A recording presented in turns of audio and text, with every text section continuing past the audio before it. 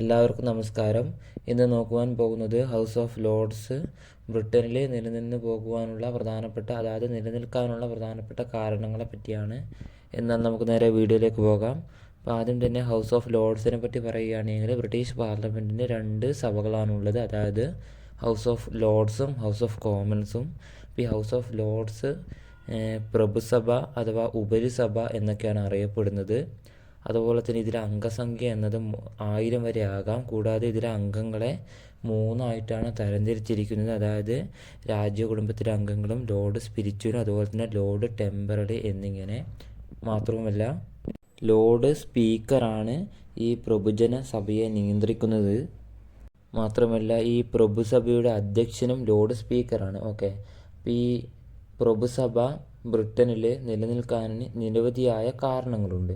അപ്പോൾ പ്രധാന കാരണങ്ങൾ എന്തെല്ലാമാണ് എന്നാണ് ഈ വീഡിയോയിൽ നോക്കാൻ പോകുന്നത്. ഇവയുടെ ഫങ്ഷൻസിനെ പറ്റിയും അതുപോലെ തന്നെ പ്രവർത്തനങ്ങളൊക്കെ പറ്റി 2 വീഡിയോ ചെയ്തിട്ടുണ്ട്.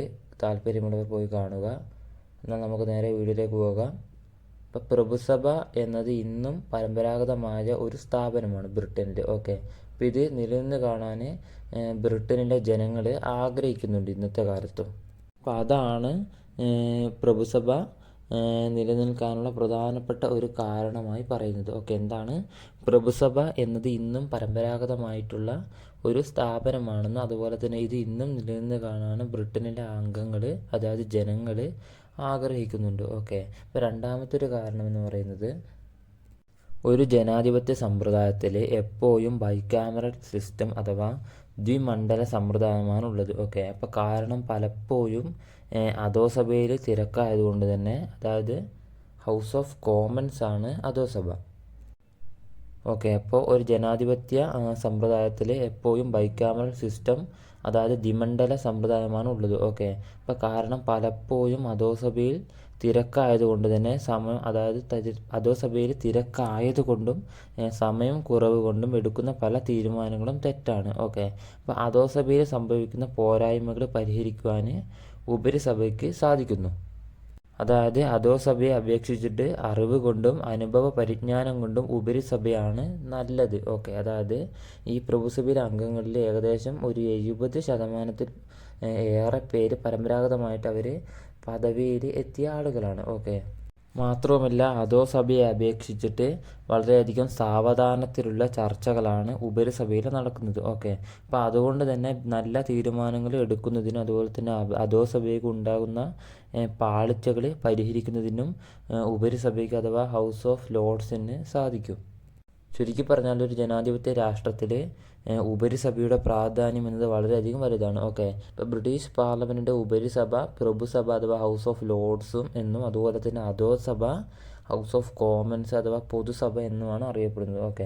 ഇപ്പോൾ പ്രഭുസഭ എന്നത് ഇപ്പോഴും പരമ്പരാഗതമായൊരു സ്ഥാപനമാണ്. ഇത് നിലനിന്ന് കാണാൻ ബ്രിട്ടനിലെ ജനങ്ങൾ ആഗ്രഹിക്കുന്നുണ്ട്. അതുപോലെ തന്നെ ഒരു ജനാധിപത്യ സമ്പ്രദായത്തിൽ എപ്പോഴും ബൈക്യാമറൽ സിസ്റ്റം അഥവാ ദ്വിമണ്ഡല സമ്പ്രദായമാണ് ഉള്ളത്. അപ്പോൾ കാരണം പലപ്പോഴും അധോസഭയിൽ തിരക്കായതുകൊണ്ടും അതുപോലെ തന്നെ അധോസഭയ്ക്ക് സമയം ഇല്ലാത്തത് കൊണ്ടും സമയക്കുറവ് കൊണ്ടും അവരെടുക്കുന്ന പല തീരുമാനങ്ങളും തെറ്റാവാം. അപ്പോൾ അധോസഭയിൽ സംഭവിക്കുന്ന പോരായ്മകൾ പരിഹരിക്കുവാനും ഉപരിസഭയ്ക്ക് സാധിക്കുന്നുണ്ട്. അതായത് അധോസഭയെ അപേക്ഷിച്ചിട്ട് അറിവ് കൊണ്ടും അനുഭവ പരിജ്ഞാനം കൊണ്ടും ഉപരിസഭയാണ് നല്ലത്. നമ്മൾ നേരത്തെ ചർച്ച ചെയ്തു പ്രഭുസഭയിലെ അംഗങ്ങളെ 3 തരംതിരിച്ചിരിക്കുന്നത്. അതായത് രാജകുടുംബത്തിലെ അംഗങ്ങളും അതുപോലെ തന്നെ ലോർഡ് സ്പിരിച്വലും ലോർഡ് ടെമ്പറലും.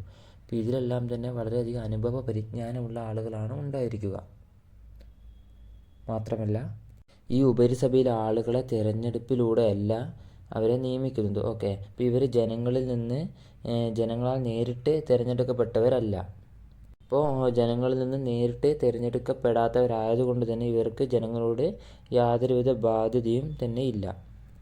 അപ്പോൾ ജനങ്ങളോട് ഇവർക്ക് യാതൊരുവിധ ബാധ്യതയും ഇല്ലാത്തത് കൊണ്ട് തന്നെ ഇവർ വളരെയധികം നിഷ്പക്ഷമായ തീരുമാനങ്ങളാണ് പലപ്പോഴും എടുക്കുക.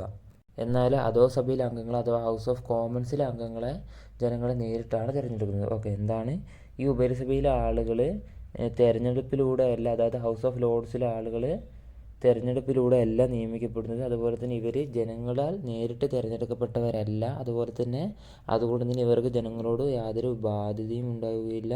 അപ്പോൾ ഈ നിഷ്പക്ഷമായ തീരുമാനങ്ങൾ എടുക്കുന്നതിന് ഇത് സാധിക്കുന്നു. അതുപോലെ തന്നെ പക്ഷേ എന്നാൽ അധോസഭയിൽ അഥവാ ഹൗസ് ഓഫ് കോമൺസിലെ അംഗങ്ങളെ ജനങ്ങൾ നേരിട്ടാണ് തിരഞ്ഞെടുക്കുന്നത്. അപ്പോൾ അവർക്ക് ജനങ്ങളോട് ബാധ്യത ഉണ്ടായിരിക്കും. മാത്രമല്ല പൊതുജന സഭയിൽ അഥവാ ഹൗസ് ഓഫ് കോമൺസിൽ നടപ്പിലാക്കുന്ന അഥവാ പാസ്സാക്കുന്ന നിയമങ്ങളുടെ സാവകാശം പരിശോധിക്കാനുള്ള ഒരു വേദി ഉപരിസഭയിൽ നടക്കുന്നുണ്ട്. അതായത് അതിനെക്കുറിച്ചിട്ട് ഒരു സംവാദം ഉപരിസഭയിൽ നടക്കും. ചുരുക്കി പറഞ്ഞാൽ ഹൗസ് ഓഫ് കോമൺസിൻ്റെ അഥവാ അധോസഭയുടെ പോരായ്മകളെല്ലാം തന്നെ തിരുത്തപ്പെടുന്നത് ഹൗസ് ഓഫ് ലോർഡ്സിൽ അഥവാ ഉപരിസഭയിലായിരിക്കും. അതുകൊണ്ട് തന്നെ ഒരു നല്ല ജനാധിപത്യ രാഷ്ട്രത്തിൻ്റെ നിലനിൽപ്പിന് ഉപരിസഭ അഥവാ ഹൗസ് ഓഫ് ലോർഡ്സ് എന്നത് അനിവാര്യമായ ഒന്നാണ്. ഓക്കെ, അപ്പം ഇത്രയും കാരണങ്ങളാണ് ബ്രിട്ടനിലെ ഹൗസ് ഓഫ് ലോർഡ്സ് അഥവാ പ്രഭുസഭ നിലനിൽക്കാനുള്ള പ്രധാന കാരണങ്ങളായിട്ട് ചൂണ്ടിക്കാണിക്കാവുന്നത്. ഓക്കെ, അപ്പം ഇത്രയും കാര്യങ്ങളാണ് ഈ വീഡിയോയിൽ പ്രധാനമായും പറയാനുള്ളത്. അപ്പോൾ വീഡിയോ ഇഷ്ടപ്പെട്ടാൽ ലൈക്ക് ചെയ്യുക. മറ്റൊരു വീഡിയോ കാണുന്നവരേക്കും ബൈ.